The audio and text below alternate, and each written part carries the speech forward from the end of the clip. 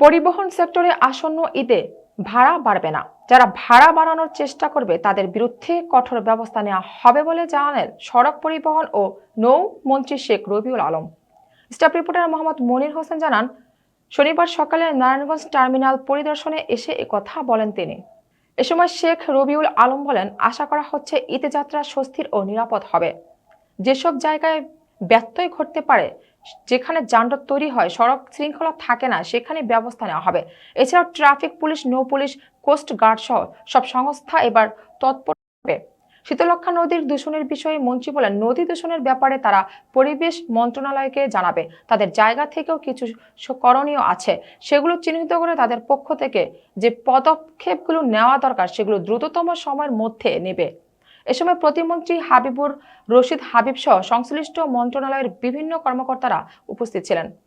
আমরা আশা করছি যাত্রাটা স্বস্তির হবে, নিরাপদ হবে।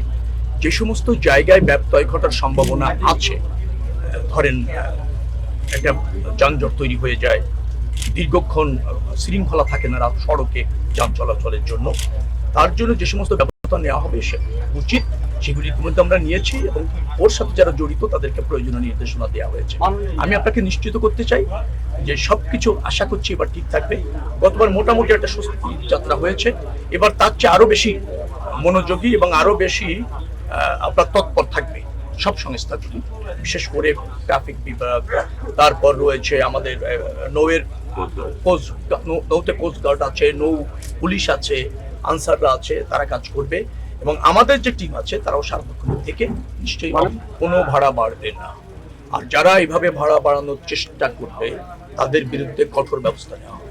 আমি চাঁদাবাজির সুনির্দিষ্ট তথ্য আমরা জানতে পারলে ভালো, আমরা সবসময় এটা মনিটরিং করি। যেখানে যতটুকু ব্যত্যয় পাওয়া যায় সেটা নিবৃত্ত করার চেষ্টা আমাদের থাকে এবং আমরা স্বরাষ্ট্র মন্ত্রণালয়কে সেটা অবগত করি, কারণ এটা ফৌজদারি অপরাধ। আপনাদের কাছে যদি কোনো সুনির্দিষ্ট তথ্য থাকে আমি খুব বাধিত হব যদি সুনির্দিষ্টভাবে বলেন যে মানে এই জায়গায় এই সময় এরকম ভাবে ঘটছে। আপনারা আমাকে জানালে ডেফিনেটলি আপনারা তার অ্যাকশন দেখতে পাবেন।